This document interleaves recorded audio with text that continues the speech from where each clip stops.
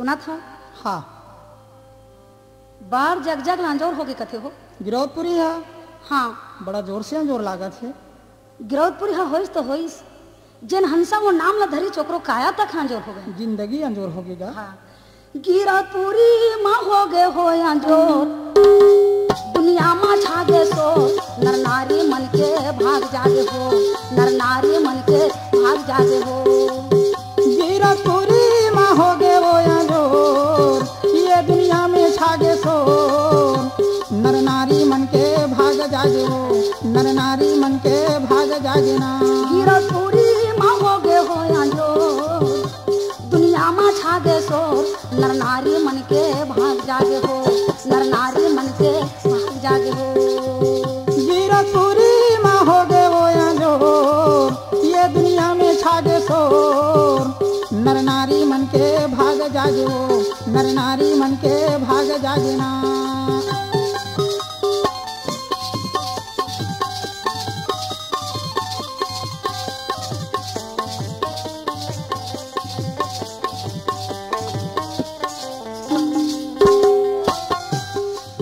जागिस यमरो तुम तोर धन है धरती दाई धन है धरती दाई। एक करम तू हर खुल के मैया जिंदगी के कमाई जिंदगी के कमाई।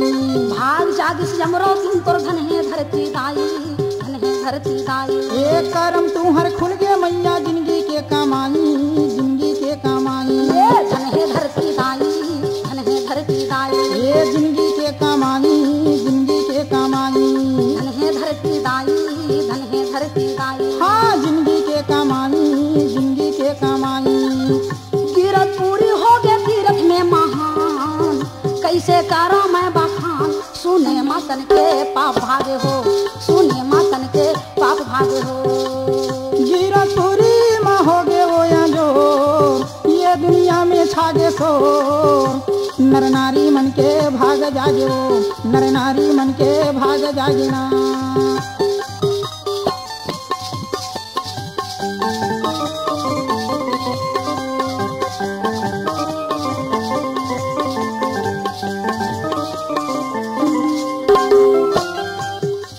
काकर काकर भाग जागिस हो बता न सुना न।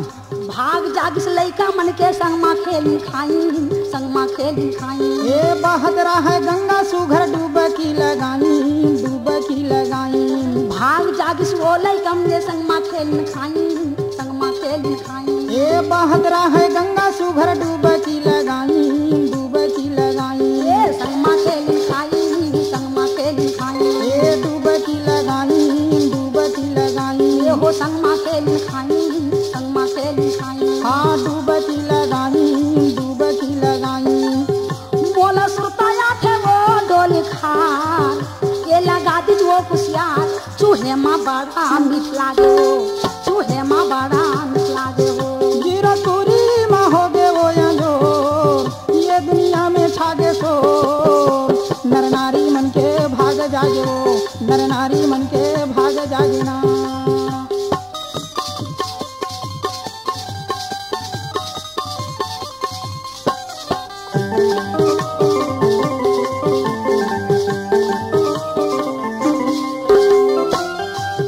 भाग जागिस पहाड़ के हो जामी टूठन रूख जामी टूठन रूख। ए बाबा के कहानी सुन के नहीं लागे वो भूख नहीं लागे वो भूख। भाग जागिस पहाड़ के हो जामी टूठन रूख जामी टूठन रूख। ए बाबा के कहानी सुन के नहीं लागे वो भूख नहीं लागे वो भूख। ए जामी टूठन रूख जामी टूठन रूख। ए नहीं लागे वो भूख नहीं लागे वो भूख। ए जामी टूठन रूख जामी टूठन रूख। ए नहीं लागे वो भूख नहीं लागे वो भूख। अमृत रूपी हवा हो बानी बोली अमृत रूपी हवा हो कर बोली बानी वो पिया दिस अमृत पानी सादा के झंडा लहरागे हो सादा के झंडा लहरागे हो। गिरौदपुरी माँ हो गए वो अंजोर ये दुनिया में छागे सो नर नारी मन के भाग जागे हो नर नारी मन के भाग जागे ना।